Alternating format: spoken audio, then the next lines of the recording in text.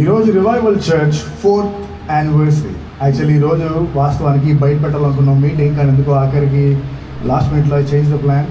ఈరోజు ఇంట్లో ఇక్కడే పెట్టాలనుకున్నాను చర్చ్లో. And next year God willing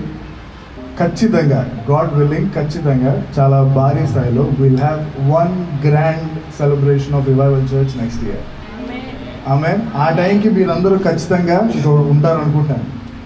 ఖచ్చితంగా నాకు తెలిసి మోస్ట్లీ ముఖ్యంగా మెడికోస్ అయితే you're all in your 4th years internships, right? So మీరు మీ ఇంటర్న్షిప్స్ వచ్చడానికి ఖచ్చితంగా మీరు సెలబ్రేట్ వన్ మోర్. సరిగ్గా 4 ఏళ్ళు అయింది ఈరోజు చెప్పబోతున్న ప్రసంగం మరలా చెప్పడానికి. ఆ రోజు చెప్పిన దానికి ఈ రోజుకి వ్యత్యాసం ఏంటంటే, ఆ రోజు ఉన్న ప్రాంతం వేరు, ఈరోజు ఉన్న ప్రాంతం వేరు. ఆ రోజు ఉన్న క్రౌడ్ వేరు, ఈరోజు ఉన్న క్రౌడ్ వేరు. ఆ రోజు ఉన్న వాతావరణం వేరు, ఈరోజు ఉన్న వాతావరణం వేరు. కానీ అదే వాక్యం, అదే దేవుడు. నేను ఈ ప్రసంగం మొట్టమొదటిసారి చెప్పినప్పుడు నా ప్రసంగాన్ని విన్నది ఎవరంటే ఒకడే. ఆ ఒక్కడితోనే ప్రారంభమైంది ఈ చర్చ్. మీ ఎవరికి తెలియదు, మీరు అందరూ ఇప్పుడు చూస్తే మీరు ఒకవేళ ఈ డోర్లో ఎంటర్ కానీ బాగుంది చర్చ్, బాగానే లైటింగ్ బాగానే అనుకుంటారేమో కానీ, బట్ మీకు తెలియదు how it was on day 1. మీరు చూసిన వీడియోలో మీరు ఓన్లీ ఫోటోస్ చూశారు.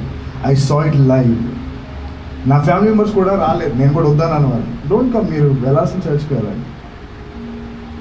ఖాళీ గోడలకు, ఖాళీ కుర్చీలకు చాలా నెలలు ప్రసంగాలు చేశాను నేను చాలాసార్లు ఇందాక చెప్పినట్టుగా నేను తెచ్చిన ఆఫర్ నేనే వేసి, నేనే కౌంట్ చేసి, నేనే మరి అడిగించాడు.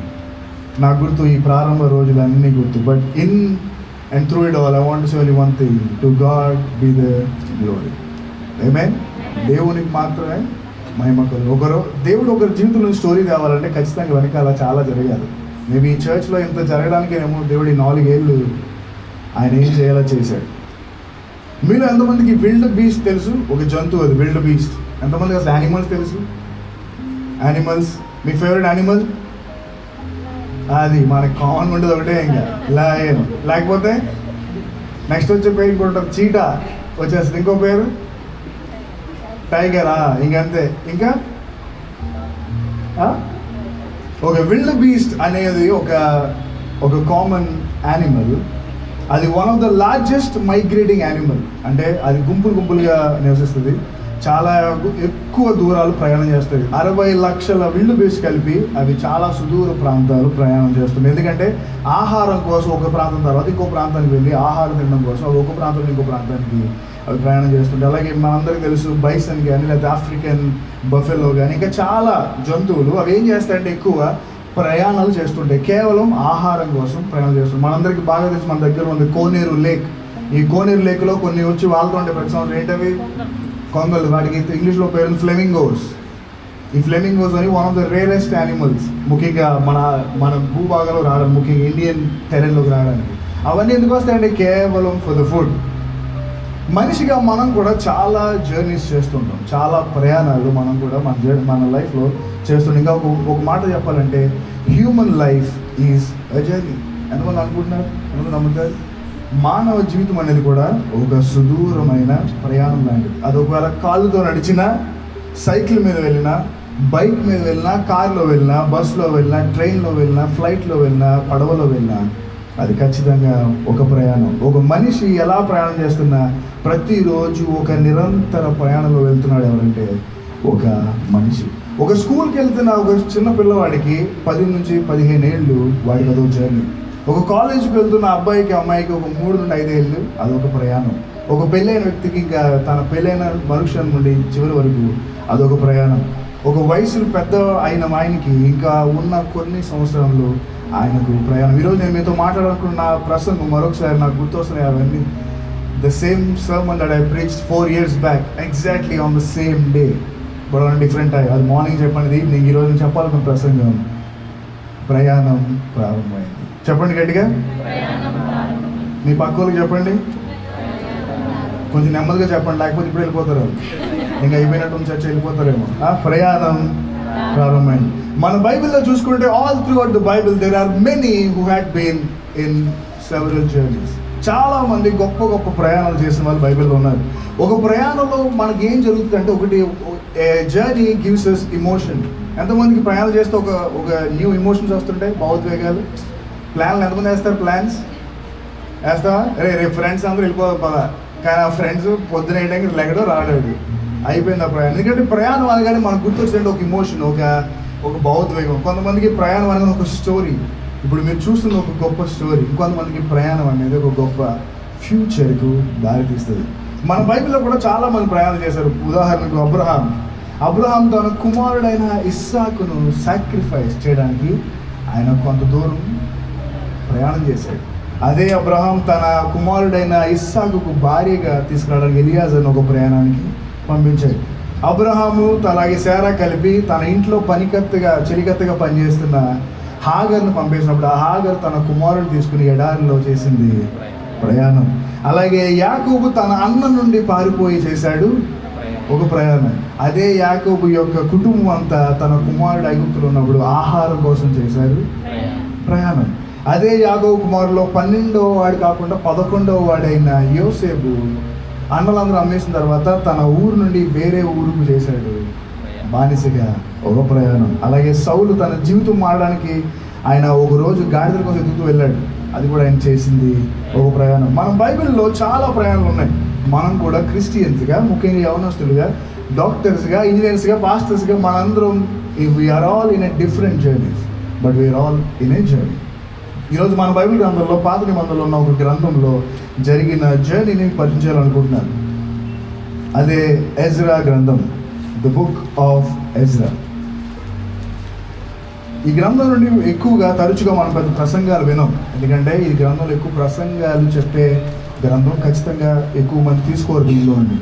ఈ ఎజ్రా గ్రంథం గురించి మీకు సింపుల్గా చెప్పాలంటే, ముఖ్యంగా దీనికన్నా ముందు మీకు 3 గ్రంథాలు అర్థం అవ్వాలి. ఎజ్రా, నెహెమ్యా. ఎందుకు ఆ 3 కలిపి చెప్తారు మీరు చెప్పండి? ఎందుకు మీరు ఎజ్రా సామెతలు, ఎజ్రా కీర్తనలు అనలేదు? ఎజ్రా అనగానే వెంటనే నెహెమ్యా ఇస్తారు. ఎందుకంటే ఈ 3 వాటిని కలిపి ఒక పేరు ఉంది, సిస్టర్ బుక్స్. వీటిని చాలా దగ్గరగా ఉన్న పుస్తకాలు. ఇంకా వాస్తవం చెప్పాలంటే ఎజ్రాకు నెహెమ్యాకు మధ్యలో జరిగిన కథే ఎస్తేర్ గ్రంథం. కానీ అవి అరేంజ్మెంట్లో వేరే పెట్టినప్పటికీ, కానీ ఎజ్రా తర్వాత జరిగింది ఎస్తేర్. ఈ ఎస్తేర్ జరుగుతుండగా జరిగింది నెహెమ్యా గ్రంథం. ఈరోజు ఎజ్రా గ్రంథం అర్థం అవ్వాలంటే మీకు కొన్ని అర్థం అవ్వాలి. ఇశ్రాయేల్ చరిత్ర మీకు చాలా సింపుల్ అండ్ షార్ట్ స్టోరీ చెప్పాలంటే, ముఖ్యంగా మనం అనుకోండి, మనందరూ ఇజ్రాయేల్ చాలా మంచిగా ఉన్నాం. మనకి కొన్నిసార్లు తెలుసు కదా, మనందరూ కొన్నిసార్లు ఓవర్ యాక్షన్ చేయడం మొదలుపెట్టాం. దేవుడు మనల్ని ఏం చేశాడంటే ఓవర్ యాక్షన్ తగ్గించాలని మనల్ని ఒకరికి అమ్మేశాడు, ఒకరికి ఇచ్చేసాడు. దాన్నే బానిసత్వం అంటాం.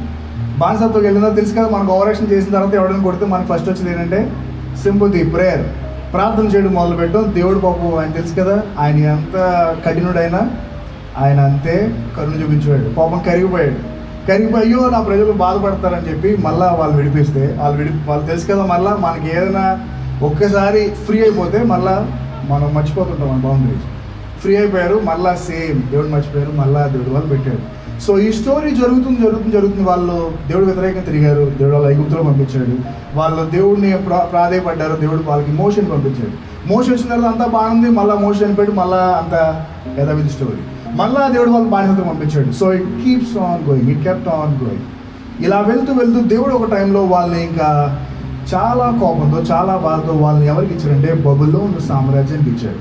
The Kingdom of Babylonians. ఈ ప్రపంచ చరిత్రలో 5 రాజ్యాలు అత్యంత బిగ్గెస్ట్ ఎంపైర్. నేను చాలాసార్లు చెప్పాను పుస్తకాల్లో. నెంబర్ 1 ఐగుప్తు సామ్రాజ్యం, the Egyptians, the pinnacle, the starting point. And second వాళ్ళ తర్వాత వచ్చింది అస్సిరియా సామ్రాజ్యం, అషూరు సామ్రాజ్యం.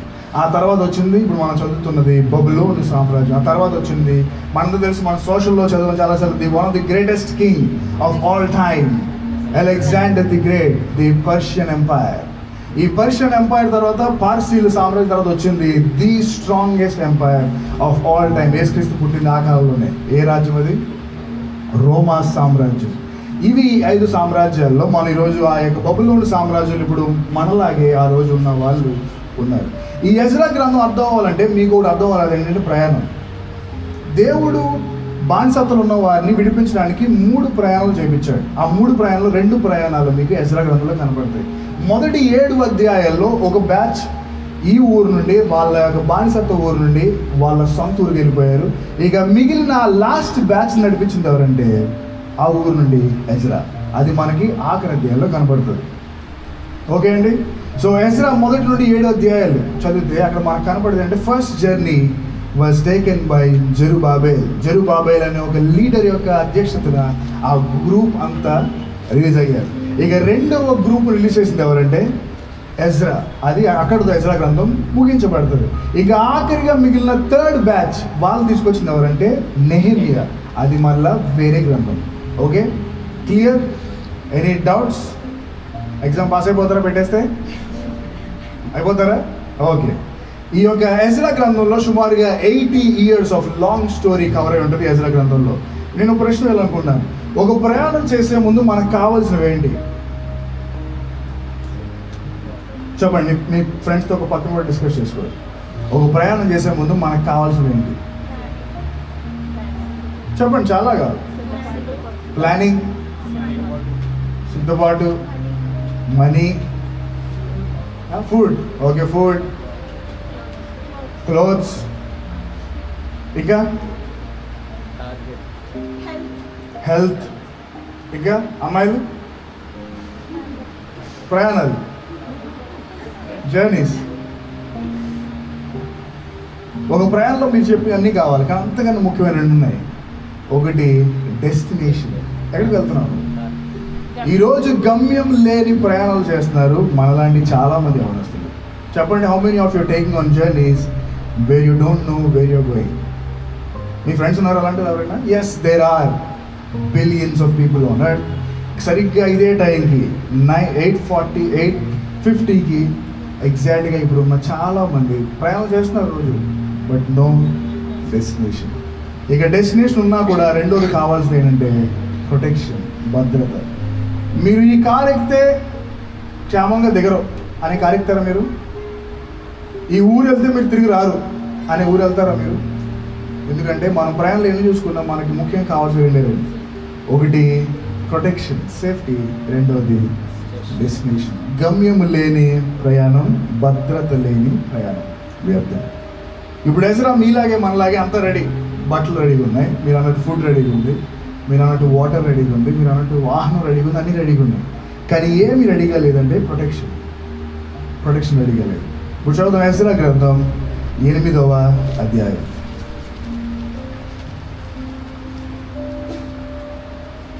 ఎజ్రా గ్రంథం 8వ అధ్యాయం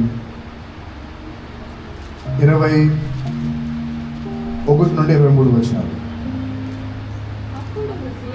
దేవుని సన్నిధి మమ్మల్ని మేము దుఃఖపరచుకొని మాకును మా చిన్నవారికి మా ఆస్తికి శుభ ప్రయాణము కలుగునట్లుగా ఆయనను వేడుకొనుటకు అహావా నది దగ్గర ఉపవాసం ఉండమని ఆమె ప్రకటించింది. మేము కలుగజేయుటకై ఆయనను ఆశ్రయించు వారికి అందరికీ మా దేవుని హస్తము తోడుగా ఉంటుంది. కానీ ఆయన హస్తమును ఆయన ఉగ్రతయు ఆయనను విసర్జించి వారందరి మీదకి వచ్చినని మేము రాజుతో చెప్పి ఉంటుంది. కనుక మార్గమందున్న శత్రువుల విషయమై మాకు సహాయం చేయనట్లు కాల్వమును రౌతులను రాజు వద్ద కావాలని మనవి చేయుటకు సిగ్గు నాకు తోచింది. మేము ఉపవాసం నుండి ఆ సంగతిని బట్టి మా దేవుని వేడుకొనగా ఆయన మా మనవిని అంగీకరించారు. ఆమేన్. ఇప్పుడు ఎజ్రా ప్రయాణం స్టార్ట్ చేయబోతున్నాడు. వాళ్ళు రాజు నన్ను అడిగేశాడు. మీరు ఎప్పుడైనా మీ లెక్చరర్ని, మీ టీచర్స్, మీ పేరెంట్స్ని ఒకటి అడగాలనుకున్నారు, అడిగేశారు, కానీ అసలు అడగలేదు. ఎప్పుడైనా మీకు? సో ఉదాహరణ ఫ్రెండ్స్తో ఫోన్ మాడుతాం, మనం ఇంపార్టెంట్ కాల్ కోసం చేస్తాం, అది తప్ప అని చెప్తాం, మళ్ళీ సెకండ్ కాల్ చేస్తాం. ఎప్పుడైనా చేశారా మీరు? ఎగ్జాక్ట్లీ అదేంది ఎజ్రాతో. రాజుగారు వెళ్ళిపోవాలనుకున్నా, వెళ్ళిపోండి అన్నాడు, కానీ ఎందుకు వెళ్ళాలనుకున్నాం కదా, మాకు ప్రొటెక్షన్ కావాలని అడగలేదు, మర్చిపోయాడు. ఇప్పుడు మళ్ళీ అడగడానికి సిగ్గు వస్తుంది, భయం వస్తుంది, ఎందుకంటే రాజు చాలా కఠినంగా రెస్పాన్స్ ఇచ్చాడు. ఇంక ఇప్పుడు మళ్ళీ తిరిగి వెళ్ళే ఛాన్స్ లేదు. ఇంకా వాళ్ళకున్న ఒకే ఒక డోర్, ఆ పైన అడిగారు. అప్పుడు అహావా నది దగ్గర పక్కన కూర్చుని, ఇప్పుడు మా ప్రయాణం ప్రారంభానికి మాకు అర్జెంట్ భద్రత కావాలి, ఎవరు లేనప్పుడు అప్పుడు మేము అక్కడ కూర్చుని ప్రార్థనతో, ఉపవాసంతో మా ప్రయాణం ప్రారంభించారు. ఈరోజు మీ యొక్క ప్రయాణం స్టార్ట్ చేస్తుంటే, మీరు ఒకవేళ మీ జీవితంలో ఏదైనా ప్రయాణం కోసం మీరు అడుగులు వేస్తుంటే గుర్తుపెట్టుకోండి, the first step that you will take is with prayer and fasting. ఒకవేళ మీరు ఆల్రెడీ అడిగేసి ఇంకా మీరు కూడా ఎజ్రా వల్లే ఇంక వెనక్కి తిరగలేరా? ఇక ముందుకు వెళ్ళడమే కానీ వెనక్కి వచ్చే ఛాన్స్ లేదా? ఇంకా నేను ఇంక అడగలేనండి, అయిపోయింది అనుకున్నారా? Then you have only way, pray and fast. ఇక మీరు వెనక్కి వెళ్ళే ఛాన్స్ లేనప్పుడు మీకున్న ఒకే ఒక డోర్, ఆ ముందుకు వెళ్ళడానికి ఆస్క్ గాడ్. మనలో చాలా మంది ఇప్పుడు దేవుడి నిర్ణయాలు లేకుండా, దేవుడి సహాయం లేకుండా చాలా వరకు వెళ్తున్నారు. ఇప్పుడు మన చర్చ్లో ఆల్రెడీ రిలేషన్షిప్ సిరీస్ జరుగుతుంది, మ్యారేజ్ షిప్. ఎంతమంది వస్తున్నారు? చాలా వరకు నాకు వస్తున్న రిపోర్ట్స్ ఏంటంటే that was one beautiful sermons అని చాలా బాగా హెల్ప్ అవుతున్నాయి. ఈరోజు ముఖ్యంగా యవనస్తులుగా మనకు ఉండాల్సిన బిగ్గెస్ట్ సపోర్ట్ ఎక్కడంటే రెండే విషయాలు. ఒకటి మన రక్షణలో, రెండోది మన యొక్క పెళ్ళి, వివాహంలో. How many of you want to get married with the blessings of parents? ఎంతమంది? Yes. How many of you want to get married with the blessings of God? అవునా? మరి ఇప్పుడు మీ ఇంట్లో ఒప్పుకోవట్లేదు, దేవుడి చిత్తం కూడా కాదు, ముందుకెళ్ళిపోవాలనుకుంటున్నారు. కష్టం. ఆ ప్రయాణం ఒక రోజు ముగిసిపోదు. గుర్తుపెట్టుకోండి, గమ్యం లేని ప్రయాణంలో తయారవుతుంది. మీరు నిరంతరం ప్రయాణం చేస్తారు కానీ ఒక రోజు వస్తుంది టైం, మీరు వెనక్కి వచ్చేయడానికి ఇంకా ఏమీ లేదు. వెనక్కి చూసుకుంటే అయిపోయిన వయసు, గడిచిపోయిన కాలం. నేను ఎప్పుడు చెప్పుకుంటాను, నాకు తప్పు చేసేసిన తప్పు కన్నా భయంకరమైన బాధ ఏంటంటే తప్పు చేసేసాం అనే ఫీలింగ్, రిగ్రెట్. బెంగళూరులో నేను వచ్చేసే ముందు ఇందాక మీరు చూసినట్టుగా మా పాస్టర్ దగ్గర ఉన్నప్పుడు నాకు అప్పుడు శాలరీ 32,000, కానీ నాకు వచ్చేది 10,000. ఎందుకంటే నా రూమ్కి, ఫుడ్కి కట్ అయిందా 10,000 వచ్చేది. మా పాస్టర్ నేను అంటే చాలా స్ట్రాంగ్ నోట్స్ పర్జన్, నాకు నువ్వు కావాలి, నువ్వు ఉండాలి ఇక్కడ, నువ్వు ఉంటే అన్నీ అయిపోతాయి చర్చ్లో, మొత్తం అంతా జరిగించేస్తావు, నువ్వు నాతో ఉండాలి. 70,000 శాలరీ, ఇల్లు, పెళ్లి చేస్తావు, అంత హ్యాపీ. కానీ మా పాస్టర్ ఒకటి అన్నాడు, స్పర్జన్ నేను నీకు అన్నీ ఇవ్వగలనేమో కానీ గుర్తుపెట్టుకో, 30 ఏళ్ళ తర్వాత వెనక్కి తిరిగి చూసుకుంటే నేను నా చర్చ్ డెవలప్ అవుతాను, కానీ నువ్వు వెనక్కి తిరిగి చూసుకుంటే 30 ఏళ్ళు గడిచిపోయి నీకు వచ్చే ఒక్కొక్క ఫీలింగ్ ఏంటంటే రిగ్రెట్. ఎందుకంటే ఇప్పుడు నువ్వు నా దగ్గర ఉన్న నాకు ఇష్టమేమో కానీ దేవుని చిత్తం కాదు, నువ్వు ముందుకు వెళ్ళాల్సిందే. ఓ రోజు కలుస్తావు స్పర్జన్, మళ్ళీ నువ్వు ప్రసంగం చేస్తావు, నేను చేస్తాను ప్రసంగం ఆన్ ఎ బిగ్ స్టేజ్. ఈరోజు ఆ రిగ్రెట్ అనే ఫీలింగ్ ఈరోజు చాలా మంది ఉంది. చెప్పండి, ఇప్పుడు మనకు ఉన్నప్పుడు చాలా మంది యవనస్తులు హౌ మెనీ డెసిషన్ మనం తీసుకున్నప్పుడు ఇప్పుడు రిగ్రెట్ ఫీల్ అవుతున్నారు మీరు?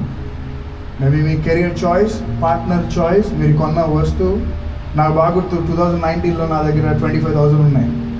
నాకు బాగా గుర్తు, ఆ 25,000తో నన్ను గిటార్ కొనుక్కోమని ఇచ్చారు. నేనేం కొన్నాను తెలుసా? బెంగళూరులో ఉన్నప్పుడు ఏం కొంటాం, డీమార్ట్కి వెళ్ళి కుర్కురే, బింగోస్ అవి ఇవి కొన్నాం. అండ్ దెన్ ఎదురుకుండా మాకు ఫ్యాషన్ ఫ్యాక్టరీ ఉంటుంది, అప్పుడు జూడియో ఓపెన్ అయింది, 2019లోనే జూడియో ఓపెన్ అయింది. జూడియోకి వెళ్ళి తెలుసు కదా Zudio, how many of you by in Zudio? Zudio అనేది మిడిల్ క్లాస్కి ఇచ్చిన లగ్జరీ బ్రాండ్, అది టాటా వాళ్ళు ఎండోర్స్ చేసే ఒక విషయం. సో జూడియోలో ఏది కూడా 1000 దాటి ఉండదు. సో జూడియోలో ఇష్టం వచ్చిన బట్టలు కొనేసుకోండి, బ్రాండింగ్స్ అనేవి లేదా ఆన్లైన్ షాపింగ్స్ అనేవి 25,000 అలా గడిచిపోయాయి. నేను చెప్పాను నీకు శాలరీ నాదంతా 10,000. 1 year అయిన తర్వాత మమ్మీ దగ్గరికి వచ్చినప్పుడు మమ్మీ అడిగి ఎంత సేవ్ చేశారు అంటే, ఎంత తెలుసా సేవ్ చేసింది? 6,000.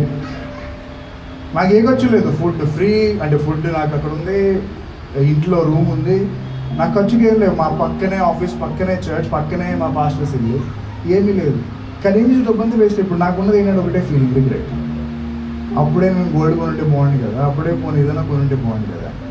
సో మన జీవితంలో మనం తీసుకునే కొన్ని నిర్ణయాలు ఇప్పుడు చాలా మందికి మనకి ఏం చేస్తున్నాయంటే రిగ్రెట్ తీసుకొస్తున్నాయి. ఈరోజు మీరు తీసుకుంటున్న చాయిసెస్, మీరు ఎంచుకుంటున్న పార్ట్నర్స్, లేదా అది ఏదైనా సరే లైఫ్లో మీరు ఒక టైంలో ఇప్పుడు మేము హ్యాపీగా ఉండొచ్చు, ఒక రోజు ఇఫ్ యూ అట్ ఆల్ ఒక 20 సంవత్సరాల తర్వాత వెన్ యూ టర్న్ బ్యాక్ మీకు ఒకవేళ రిగ్రెట్ ఫీలింగ్ కనుక వస్తే మీకు వచ్చే బాధ ఎవరు తెలియదు. తప్పు కన్నా గుర్తుపెట్టుకోండి, తప్పు కన్నా బాధ కలిగించేది ఏంటంటే తప్పు చేసేసాం అనే ఫీలింగ్. అనవసరంగా ఈ డెసిషన్ తీసుకున్నాను, నేను అనవసరంగా ఇది కొన్నాను. ఎంతమంది షాపింగ్ చేసి అనవసరం కొనేసానని బయటకు వచ్చారు బిల్లు పెట్టుకుని? నేను చాలాసార్లు వచ్చాను, ముఖ్యంగా డీమార్ట్కి వెళ్ళినప్పుడు. ఒకటి కొన్నాను వెళ్తాం, అది తప్ప అన్ని కొనేసి వచ్చి వెనక్కి వచ్చేసరికి డబ్బులు అయిపోయిన తర్వాత అరే అనవసరం కొనేసాను నేను. ఇంకోటి షాపింగ్, మొన్న బాగా గుర్తు ఇప్పుడు అది నా బర్త్డేకి నేను షూస్ కొనడానికి వెళ్ళాను ఫ్యాషన్ ఫ్యాక్టరీ ఇక్కడ అమలాపూర్లో. షూస్ తప్ప అన్నీ కొనుక్కుని వచ్చాను, నిజం, షూస్ తప్ప అన్నీ కొనుక్కుని వచ్చాను. రిగ్రెట్ ఫీలింగ్, మామూలు ఫీలింగ్ కాదు. అడిడా షూ కొనుక్కుందాం అని చెప్పి ఏవేవో 2 షర్ట్లు 2 ప్యాంట్లు కొనుక్కొచ్చాను. రిగ్రెట్. ఇప్పుడు ఏమైనా అవుతుందా? ఆ ఫీలింగ్ అలా ఉండిపోతుంది. ఈరోజు అదే ఫీలింగ్ ఉన్నాడు ఎజ్రా. ఇప్పుడు వెనక్కి వెళ్ళి అడుగుదామా? రాజు ఒప్పుకోడు, నాకు కూడా సిగ్గు వస్తుంది. ఇంకొకే ఒకటి, నాకు రిగ్రెట్ రాని ఒక వ్యక్తి ఎవరంటే దేవుడే. నేను ఏ నిర్ణయం తీసుకున్నా నా నిర్ణయం సహాయం చేసేవాడు అంటే దేవుడే. సో ఇంకా ఆయన అడుగుదాం. అని వెళ్ళి అహావా నది దగ్గర కూర్చుని they prayed, they fasted and they took their first journey. ఈరోజు మన వివాహాల్లో, మన జాబ్స్లో, మన ట్రయల్స్లో, మన హౌస్ కన్స్ట్రక్షన్స్లో, మన ఎడ్యుకేషన్లో, బిజినెసెస్లో, అది ఏదైనా సరే గుర్తుపెట్టుకోండి, మీరు తీసుకునే డెసిషన్లో మీకు ఉండాల్సిన first with prayer and with fasting. ఏంటండి ఫాస్టింగ్ ఏమైనా చేస్తుందా? నన్ను మొన్న అడిగారు, నా ఫ్రెండ్ అడిగింది. మామూలు ప్రేయర్కి ఫాస్టింగ్ ప్రేయర్కి ఏమైనా డిఫరెన్స్ ఉందా? ఈరోజు మనకి మెంటీ ఆన్ చేయలేదు, మర్చిపోయాను. లేకపోతే మన ఫోన్స్ అన్ని తీసి మెంటీ పెడుకునేవి. మామూలు ప్రార్థనకు ఉపవాస ప్రార్థనకు ఏమైనా డిఫరెన్స్ ఉందా? ఆలోచించండి. ఇంకో ప్రశ్న వేస్తాను. లెంట్ సీజన్లో ఎంతమంది ప్రేయర్ చేస్తారు? లెంట్ సీజన్స్, మొన్న జరిగిన లెంట్ సీజన్స్ ఫాలో అయ్యారా? లెంట్ సీజన్స్ మీరు ఎంతమంది లెంట్ సీజన్లో మీరు ప్రేయర్ చేసిన తర్వాత రిజల్ట్స్ వచ్చాయి మీకు ఫాస్టింగ్ ఉండి?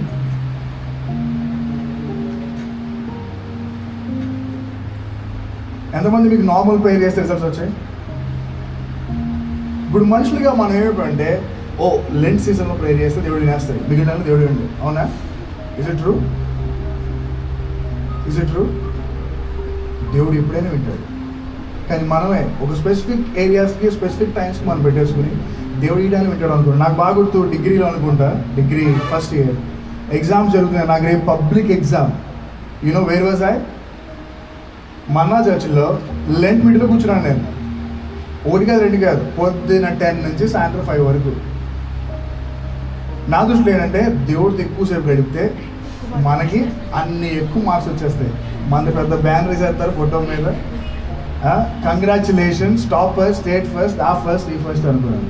యూ నో వాట్, నెక్స్ట్ రోజు ఎగ్జామ్ రాశాను, అంత బ్లాంక్. చదివింది ఒకటి రాలేదు. ఫస్ట్ ఆఫ్ ఆల్ చదవలేదు, చదివింది ఏది రాలేదు.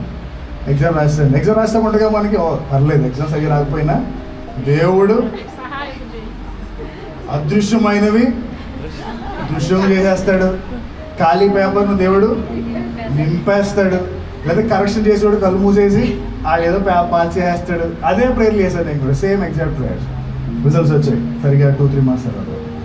కళ్ళు మూసి మెరిపోయి ప్రేయర్ చేసి తీస్తాను అంతే.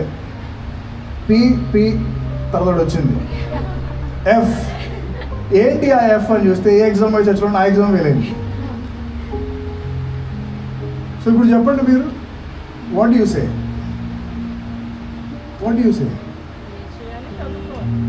సో ప్రేయర్ ఒకటే సరిపోయిందా? ఫాస్టింగ్ ఉంటేనే చాలా? ఇక్కడ ఎజ్రా నేర్పుతుంది ఏంటంటే, తను ఒక క్లియర్ మైండ్తో ఒక ప్రయాణం ప్రారంభించబోతుంది. ఆ ప్రయాణం ఉన్న ఆటంకాల కోసం ప్రార్థన చేస్తున్నాడు, కానీ తన ప్రయాణం ఆపలేదు. ఈరోజు మనం ఏమవుతున్నాం అంటే, రేపు ఎగ్జామ్ కదా చర్చిలో గడిపేస్తే చాలు, చదవకుండా దేవుడు మాట్లాడేస్తాను అనుకుంటున్నారా? ఇంట్లోకి వచ్చింటే అలా వచ్చేద్దాం అనుకుంటున్నారా? నేను live example, failed, literally failed in that exam. ఇప్పుడు ఫెయిల్ అన్నారు, అప్పుడు ఇంకోటి అనేవారు చిలకొట్లు. రాగానే ఎరా ఎన్ని చిలకల కొట్లు ఉన్నాయంటే 3 ఉన్నాయి అంకుల్ అనేవాడిని. Okay very good. 3 ఎందుకు ఉన్నాయంటే 3 చర్చిలో ఉన్నాను కాబట్టి. సో ఈరోజు మీరు తీసుకునే మీ డెసిషన్స్, మీకు రిగ్రెట్ ఫీలింగ్ తీసుకోవచ్చు. నాకు రిగ్రెట్ ఫీలింగ్ వస్తుంది ఒక్కోసారి, అనవసరం చర్చిలో గడిపోయినాడు, మన ఇంటికి చదువుకున్నా బాగుంటాను. సో నేను ఎందుకు చెప్తున్నాను ఇవన్నీ లైవ్ ఎగ్జాంపుల్స్? మీ జీవితంలో మనం కూడా కొన్నిసార్లు taking decisions in that way. రేపు ఇది కరెక్ట్గా తెలియదు, రేపు ఎగ్జామ్ ఉంది, ఫెయిల్ అయిపోతుంది తెలియదు, చర్చిలో కూర్చుంటే పాస్ అయిపోతాం, ఫెయిల్ అయిపోతాం లిటరల్లీ. ఇంకా దేవుడు బాధపడతాడు. ఇంకా where is that brain that I have given you? ఈరోజు మీరు తీసుకునే ఏ నిర్ణయం అయినా గుర్తుపెట్టుకోండి, start with prayer and fasting, but also with hard work. వెనకాల మీరు చేయాల్సింది చేయాలి. ఇప్పుడు అహావా దగ్గర కూర్చుని, ప్రభువా నేను ఎక్కడ కూర్చుంటాను, 3 నెలలు తీసుకెళ్ళిపోనాడా? దేవుడు తీసుకువెళ్ళు. నువ్వు ప్రార్థన చేయి, ఉపవాసం ఉండు, కన్నీళ్ళు కార్చు, కానీ నువ్వు చేయాల్సిన అత్యంత ఇంపార్టెంట్ ఏంటంటే, ఒకే స్టెప్, ఒక 1000 మైళ్ళ జర్నీ కూడా ఒకే అడుగుతో ప్రారంభం. ఇది అడుగు వేయలేని యవనస్తులు ఎంతోమంది, గమ్యం లేని యవనస్తులు ఎంతోమంది, భద్రత లేని ప్రయాణాలు ఏమేమో. ఈ రివైవల్ వచ్చిందా మేము చూసినట్టుగా ఇదే ప్రసంగం, సేమ్ ప్రసంగం చెప్పాను. అప్పుడు వేరే ఎగ్జాంపుల్స్. గోపాల్ అప్పుడు ఉన్నారు, అప్పుడు నేను ఇలాగే చెప్పాను. నేను తలదించుకుని ఇటు చూస్తుంటే గోపాల్ తలదించుకుని. ఇదే పాయింట్. మనం తీసుకున్న నిర్ణయాల్లో దేవుడితో, ప్రార్థనలో, ఉపవాసంతో చేయాలి. చర్చ్ అలాగే స్టార్ట్ చేశాను చెప్పాను. But now I have regret nothing at all. ఆ రోజు ఏమవుతుందో తెలియదు, ఎలా ఉంటుందో తెలియదు. నాకు బాగా గుర్తు, ఫస్ట్ డే వచ్చిన ఆఫరింగ్ 1800 నుంచి 1500 అనుకుంటా. అప్పుడు గోపాల్ కూడా తన ఏంటిది దశం బాగు వేశాడు. ఫస్ట్ ఆఫరింగ్ అనుకున్నాను. ఫస్ట్ ఆఫరింగ్ వచ్చిందంటే సెకండ్ ఆఫరింగ్ కూడా అనుకున్నాను. సెకండ్ ఆఫ్ చెప్పాను కదా, సెకండ్ ఆఫరింగ్ సెకండ్ వెహికల్ వచ్చేటానికి 20 మంది వచ్చారు. But do you know what was offering? Less than 500. మూడో వారం అయితే ఇంకా తెలుసు కదా, ఖాళీ చేయాల్సి. కానీ ఆ యొక్క నేను చర్చ్ స్టార్ట్ చేయాలని నిర్ణయం ఇమోషనల్గా చేయలేదు, ఎవరో బ్లాక్ మెయిల్ చేయలేదు కానీ, బట్ ప్యూర్లీ ఒకటే, ఎవరిని తీసేస్తున్నాను, ఇంక అడుగు వేస్తున్నాను, నీకు వెనక్కి వెళ్ళే ఛాన్స్ లేదు. సింగపూర్లో అవకాశం వస్తుంది, ఆస్ట్రేలియాలో అవకాశం వస్తుంది, ఇంక నేను వెళ్ళలేను. I want to start it with in Swift డేస్లో స్టార్ట్ చేస్తున్నాను. సరే, ఎవరు వస్తారో తెలియదు. 30 మందికి ఫోన్ చేశాను, 20, 10 ఒక్కడు రాలేదు. నేను ఫోన్ చేసిన వాళ్ళు రాలేదు, ఒక గోపాల్ తప్ప. That was church started. But do I regret now? No, not at all. ఆ రోజు ఆ చర్చ్ స్టార్ట్ చేయకపోతే ఈరోజు 40 మంది వచ్చేవాళ్ళు కదండి. ఈరోజు 40 మంది పైన ఉంది. ఎందుకంటే ఆ రోజు విశ్వాసంతో ఒకే ఒక డెసిషన్, ఆ ఉపవాసంతో, ఆ ప్రార్థనతో తీసుకునేది. ఈరోజు మీరు తీసుకునే జర్నీస్ అవేంటో తెలియదు అండి. Take with prayer and fasting. ఆమె ఇక రెండోది ఎజ్రా చెప్తుంది. 22వ వచనం. Will move forward. 22వ వచనం.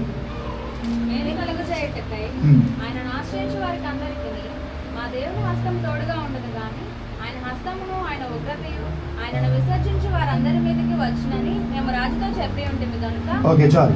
ఇప్పుడు రాజుతో ఎజ్రా ఓవర్ యాక్షన్తో మాట్లాడాడు. ఏమనంటే, ఎలా వెళ్తావు ఎజ్రా అంటే, మా దేవుడు మాకు ఉన్నాడు, పైనుంచి మొత్తం కుమరి చేస్తాడు, మా పైన అది ఉంది, ఇది ఉంది, ఇది అంటే సరే వెళ్ళిపో అన్నాడు. ఇప్పుడు వెనక్కి తిరిగి వెళ్ళే సిగ్గు వస్తుంది. ఇక ఎజ్రాకు ఉన్న ఒకటి, ఫస్ట్ ప్రేయర్తో స్టార్ట్ చేశాడు. ఇక రెండోది trusting in the invisible protection. కనిపించే భద్రతనిచ్చే సోల్జర్స్ లేరు. ఇప్పుడు కనిపించని దేవుడు, కనిపించని భద్రత మీద ఆధారపడి ఉండాలి. ఇక అదొకటి ఉంది ఎజ్రాకు. రాజు ముందు అన్నీ వాగేశాడు. ఇంకా ఉన్నది ఏంటంటే వెనక్కి వెళ్ళే ఛాన్స్ లేదు. రాజుతో చెప్పేసావు, మా దేవుడు నువ్వు విసర్జిస్తే మేము ఎలా అయిపోతాం, సో మా దేవుడిని బట్టి వెళ్ళిపోతాం అంటే వెళ్ళిపో అన్నాడు. ఇప్పుడు ప్రయాణం ప్రారంభమవుతుంది. ఎదురు నడిచే రథాలు లేవు, గుర్రాలు లేవు, సోల్జర్స్ లేరు, భటులు లేరు. ఎజ్రాతో పాటు ఉన్న ఒక గుంపు. ప్రయాణం ప్రారంభమైంది. మనకు తెలిసిన ఒక వాక్యం, ఆ కీర్తనలు 27, కొందరు గుర్రములు బట్టి ఆశ్రయిస్తారు కానీ మేమైతే some trust in the chariots, some trust in the horses, but we trust in the name of the Lord our God. అదే వాక్యం అనుకున్నాడు. నా ముందు కనిపించే గుర్రం లేదు, నా ముందు కనిపించే గుర్రం మీద స్వారీ చేసే ఒక బరుడు లేదు. ఇక నాకు ఉన్నదల్లా ఏంటంటే ఆ కనిపించని ఆ దేవుని యొక్క ప్రొటెక్షన్, దాని మీదే నమ్మడు. పాత నిబంధనలో మీకు తెలుసు, మనలాగా అమలాపురం లాగా లేదా ఇప్పుడున్న రీతిలో ఈ యొక్క అడ్వాన్స్ టెక్నాలజీ ఉన్న ప్రాంతాలు కాదు అది. ఆ రోజుల్లో ప్రతి మార్గంలో ఒక ఊరు దాటమంటే ఇంకో ఊరికి మధ్యలో చాలా గ్యాప్, ఆ గ్యాప్లో ఖచ్చితంగా ఉండేవాళ్ళు అంటే దొంగలు పహారా కాస్తూ వెళ్తున్న ప్రయాణికులను దోచేస్తారు. అందుకే మనకు తెలుసు లోకాసువార్త 15వ అధ్యాయంలో ఆ యొక్క సమరేని కథ. సో ఈ యొక్క ఎజ్రా పట్టుకెళ్తున్న సామాగ్రి చదువుదాం మనం. ఎజ్రా 26-27 వచ్చినారు. 26-27 వచ్చినారు. ఎందుకు 26-27? చదువు గట్టి చదవండి అది. 200 మనుగులు బంగారమును 7,000 కొలుములు గల 20 బంగారం గిన్నెలను బంగారమంత వెలుగల పరిశుద్ధమైన 2 రాగి పాత్రలను తెచ్చి వారి చేతికి అప్పగించి, మీరు యెహోవాకు ప్రతిష్ఠింపబడిన వారు పాత్రలను ప్రతిష్ఠితములైన ఈ వెండిని బంగారంలను మీ పితరుల దేవుడైన యెహోవాకు స్వేచ్ఛార్పణలై చాలు. వాళ్ళు పట్టుకెళ్తుంది చూసారా? నేను ఇంగ్లీష్ చదువుతాను. 25 tons ఆఫ్ సిల్వర్, 25 టన్నుల వెండి, 3.5 టన్నుల సిల్వర్ ఆర్టికల్స్, 3.5 టన్నుల బంగారు ఆర్టికల్స్, 20 బౌల్స్ ఆఫ్ గోల్డ్. అది ఒక్కొక్క బౌల్ 8 కిలోలు, 8.5 కిలోలు. ఇంత ఎక్స్పెన్సివ్ సామాగ్రిని పట్టుకెళ్తున్నాడు, ఎదురుగుండా ఏ ప్రొటెక్షన్ లేకుండా. మీరు ప్రయాణం చేస్తారా? ఓ బంగారు షాప్లో రింగ్ కొనక్కెళ్ళగానే ఈ పాకెట్లో పెట్టి మళ్ళీ దానికో జిప్పేసి మళ్ళీ పైన జిప్పేస్తున్నాడు, భయం. అలాంటిది ఈ యొక్క ఎజ్రా ఇప్పుడు అంత సామాగ్రిని ఏ సపోర్ట్ లేకుండా, ఏ రాజు సపోర్ట్ లేకుండా, అఫీషియల్గా రాజు నుంచి లెటర్స్ కూడా లేకుండా ప్రయాణం ప్రారంభించాడు. అలాగే ప్రారంభించింది ఈ చర్చ్ కూడా. ప్రభువా ఎవరు తీసుకొస్తాను ఈ చర్చ్కి, ఎంతమంది వస్తారు, ఏం తెలియదు, ఎలా వెళ్తుంది, పై కాలేజీలో స్టార్ట్ చేస్తే ఎలా ఉంటుందో తెలియదు. ఇన్విజిబుల్ ప్రొటెక్షన్ మొదలు పెట్టేసాను ప్రయాణం. ఆ ప్రయాణం మొదలు పెట్టేసాను. ఈరోజు ఆ ప్రయాణానికి ఉన్న రిజల్ట్స్ నేను చూస్తున్నాను. దేవుడు గొప్పగా దీవించాడు సంగతి, ఇంకనూ దీవిస్తాడు.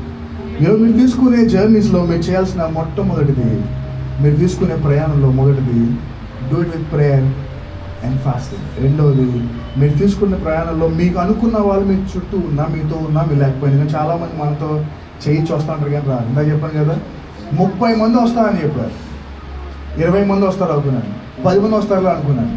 ఆఖరికి వచ్చింది ఎవరంటే ఒకడే. మీరు ఒకవేళ వీడితో లైఫ్ లాంగ్ ఉంటాను అనుకుంటున్నారు, లేదా ఈ అమ్మాయితో లైఫ్ లాంగ్, లేదా వీళ్ళు నాకు ఖచ్చితంగా సపోర్ట్ చేస్తారు ఎగ్జామ్స్లో అనుకున్నా. నాకు బాగా గుర్తు, నేను పరిచయ పబ్లిక్ స్కూల్ చదువుతున్నప్పుడు ఒకరోజు ఎగ్జామ్, నాకు మ్యాథ్స్ అంటే చాలా భయం. నేను చాలా బాగా చదివాను కదా మ్యాథ్స్లో. నా ఫ్రెండ్ ఉన్నాడు ఒకడు, వాడు చెప్పాలి నాకు మ్యాథ్స్ హెల్ప్ చేస్తానంటే షూర్ రా అన్నాడు.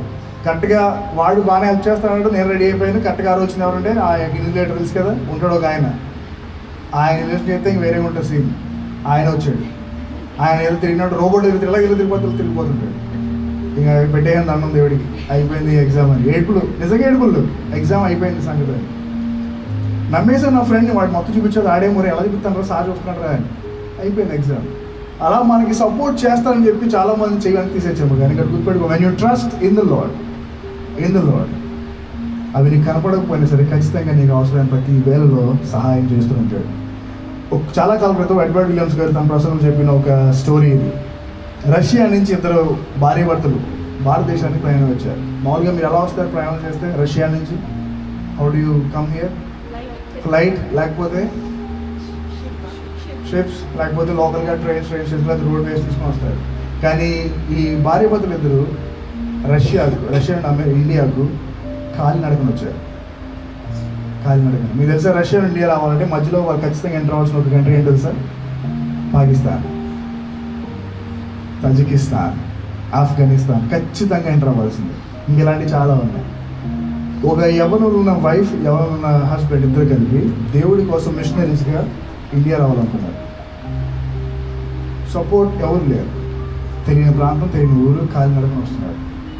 వాళ్ళ జర్నీ ఎంతకాలం సాగిందంటే 3 సంవత్సరం, 3 years.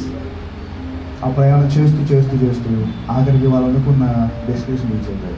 వాళ్ళు చెప్పిన ఆఖరికి ఒక స్టేట్మెంట్ ఏంటంటే, మా ఈ ప్రయాణంలో మాతో తోడున్నది, మేము ఏ దేవుడిని అయితే ఆరాధన చేస్తున్నాము ఆ దేవుడి సహాయంతోనే మేము వచ్చాము. ఆమె ఈరోజు మీరు తీసుకునే నిర్ణయాల్లో మీ ఫ్రెండ్స్, మీ ఫ్యామిలీ మెంబర్స్, లేదా మీకు అనుకున్న ఎవరైనా చేయి తీసేవాళ్ళు. But when you trust in God, ఖచ్చితంగా ఆయన చేయను దేవుడు. సియోన్లో ఉండి ఆయన ప్రజలు ఖచ్చితంగా ఆయన సహాయం చేస్తాడు.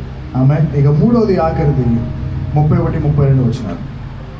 మేము మొదటి నెల 12వ దినమందు యెరూషలేమునకు వచ్చుటకై అహవా నది నుండి బయలుదేరగా మా దేవుని హస్తం మాకు తోడుగా నుండి శత్రువుల చేతిలో నుండి, మార్గమందు పొంచి ఉన్న వారి చేతిలో నుండి మమ్మల్ని తప్పించినందున మేము యెరూషలేమునకు వచ్చి 3 దినములు అక్కడ బస చేసేది. చాలు. వాళ్ళు కొన్ని నెలల క్రితం ఎలాగైతే ప్రార్థన చేసి చూశారో, they came to that destination. ఇక మూడోది గుర్తుపెట్టుకోండి, దేవుడు ఎక్కడికి వెళ్ళినా సరిగ్గా సమయానికి తీసుకెళ్తాడు. God does things on time. His timing is impeccable. Sir నాకు ఇంకా పెళ్ళి అవ్వలేదు, సార్ నాకు ఇంకా డాక్టర్ అవ్వలేదు, నాకు ఇంకా ఎగ్జామ్స్ అవ్వట్లేదు అనుకుంటారు. గుర్తుపెట్టుకోండి, God does things on time. ఆయన టైమింగ్ని ఎవరు బీట్ చేయలేరు. ఊహించుకోండి, ఒకవేళ దేవుడే కనుక ఈ చర్చ్ని ఇంతగా బ్లెస్ చేసి ఒక 2 years బ్యాక్ చేసి ఉంటే, అదే ఆ రోజే చేసేసి ఉంటే. దేవుడు ఎందుకు 4 ఏళ్ళు వెయిట్ చేశాడంటే ఒక స్టోరీ ఉంది. దేవుడు ఏం చేసినా సరిగ్గా సమయానికి చేస్తాడు. If you waiting for something, anything, దేవుడు సరిగ్గా సమయానికి మాత్రమే చేస్తాడు. సమయానికి ముందు, సమయానికి వెనక చేసేది ఎవరంటే మనమే. కానీ దేవుడు మాత్రం సమయానికి చేస్తాడు. ఎజ్రా ఆ యొక్క అహావా నైట్ దగ్గర ప్రార్థన చేసి ఎదురు చూస్తున్నాడు. We want to go. సరిగ్గా సమయానికి దేవుడు వాళ్ళని తీసుకెళ్ళాడు క్షేమంగా. ఎందుకంటే ఒకటి, వాళ్ళు విశ్వాసంతో, ఉపవాసంతో, ప్రార్థనతో ప్రయాణం ప్రారంభించారు. రెండోది, మార్గ మధ్యలో దేవుని యొక్క సపోర్ట్ తీసుకున్నారు, ప్రొటెక్షన్ అన్నారు. ఇక మూడోది, దేవుడు ఖచ్చితంగా సమయానికే తీసుకొస్తాడు. ఈరోజు మీ రివైవల్ చర్చ్ జర్నీలో మీరు అందరూ పాల్గొనట్లేదు. రేపు మీరు చదువుకున్న తర్వాత will be married, some of you will be in Amalapur, some of you will be going back. మీరు తీసుకునే నిర్ణయాలు ఏదైనా సరే గుర్తుపెట్టుకోండి, ఒకరోజు ఖచ్చితంగా God will take you on time. మీరు ఆ సమయం కన్నా ముందు ఎక్స్పెక్ట్ చేస్తున్నారా, యూ విల్ ఫెయిల్. లేట్ అయిపోతుంది అనుకున్నారా, బాధపడదు. దేవుడు ఏం చేసిన సమయానికి చేస్తాడు. ఒక ప్రెగ్నెంట్ అయిన ఒక స్త్రీ, ఇప్పుడు నా ఫ్రెండ్ కూడా ఒక అమ్మాయి సుమా, షీస్ ప్రెగ్నెంట్ నా 7th month జరుగుతుంది. ఎప్పుడు ఆమె డెలివరీ ఇస్తుంది? ఓ ప్రెగ్నెంట్ అయిపోయింది కదా, 3rd monthకే నాకు బేబీ కావాలి. You will have the baby, but useless. దేవుడు ఏం చేసినా ఖచ్చితంగా సమయానికే చేస్తాం. ఈరోజు ఎందుకు మనం ఏం చేస్తాం అంటే మనకి సమయం అంటే భయం. ఈ ప్రపంచంలో అత్యంత వేగంగా పరిగెట్టేవారు ఎవరు చెప్పండి? The fastest run on earth ఎవరు? యుసేన్ బోల్ట్. కానీ ఆయనకన్నా వేగంగా పరిగెట్టేది టైం. ఈరోజు టైం మనం క్యాల్కులేట్ చేయాలనుకున్నాం, టైం పట్టుకోవాలనుకున్నా కానీ పడుతుంది. ఇందా చూడండి, నా కరెంట్ పోగానే నేను కంగారు మొత్తం అందరూ ఫోన్ చేస్తాను. ఈ వాళ్ళకి ఫోన్ చేసి వచ్చేస్తుంది, కరెంట్ వచ్చేస్తుంది. Time time time time. కానీ గుర్తుపెట్టుకోండి, దేవుడు ఏం చేసినా చెప్పండి గట్టిగా, దేవుడు ఏం చేసినా సమయం చేస్తాడు. ప్రతి దానికి సమయం కలదు. ఈ భూమి మీద ఎండ రావడానికి సమయం, సూర్యుడు అస్తమించడానికి, వర్షం పడడానికి, ఎండ రావడానికి, ప్రతి దానికి దేర్ ఈస్ టైం. యెషయా గ్రంథం 60:22 ఉంటుంది, నాకు ఇష్టమైన మాట. ప్రభువునకు నేను తగిన కాలం అందు దీన్ని త్వరపెట్టుదును. I, the Lord, will do this in time, swiftly, in its right time. ఈ రివైవల్ చర్చ్ యొక్క స్టోరీలో దేవుడు చేసిన ప్రతిదీ కూడా he did it on time. ఏది ముందు కాదు, ఏది వెనక. ఈరోజు ఈ జర్నీలో మీ అందరికీ ఉండడం చాలా సంతోషం. ముఖ్యంగా నేను ఎంత హ్యాపీగా ఉన్నానంటే, నేను ఫస్ట్ డే చెప్పిన ప్రసంగం ఐఎమ్ స్టిల్ థింకింగ్ ఆఫ్. మీ అందరికీ ఈ ప్రసంగం అర్థం అవ్వలేకపోవచ్చు, లేదా ఇంట్రెస్ట్ తెలియకపోవచ్చు, బట్ నాకు తెలిసిపోతుంది. ఐ నో ఇప్పుడు మీరు ఏదైతే విన్నారో ఇదే మాటలు నేను ఎంటీ క్రౌడ్కి చెప్పాను. ఒక్కడిని పెట్టుకొని 6 చైర్స్ ఒకటే ఫిల్ అయింది. 5 ఖాళీ చైర్లతో ఇంతకన్నా హాఫ్, చాలా ఇంత చూసారు కదా, చిన్న స్పీకర్తో ఎవరు లేని ప్రాంతంలో ఒక చాలా చిన్న రూమ్, ఆ ఫస్ట్ రూమ్ కన్నా చిన్న రూమ్లో I did the same sermon. I know the intensity, I know the magnitude of this sermon. ఇక్కడ నా జీవితంలో నేను చెప్పిన ఈ చర్చ్ స్టార్ట్ చేసిన తర్వాత ప్రారంభించిన ఫస్ట్ సెర్మన్. ఆమేన్.